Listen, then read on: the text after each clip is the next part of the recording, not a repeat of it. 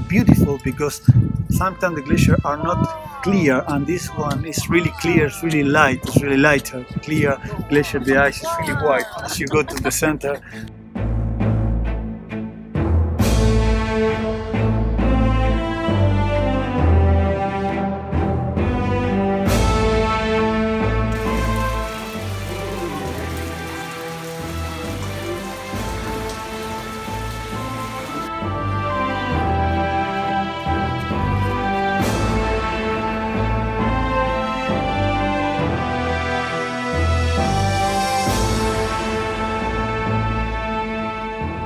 It's a very complex situation, but it's one of the few glaciers that's stable, as you say.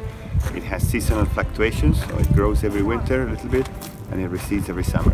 And it's a combination of the shape of the topography, like the terrain, the valley, and the depth of the lake and the local conditions on that particular glacier. The whole of the Patagonian ice field has lost over 1,000 square kilometers in the last 60-70 years. Even though the temperature doesn't rise as an average, those hot peaks will produce a lot of melting, and glaciers will lose a lot of mass by melting and by calving, and that is not replenished during the winter.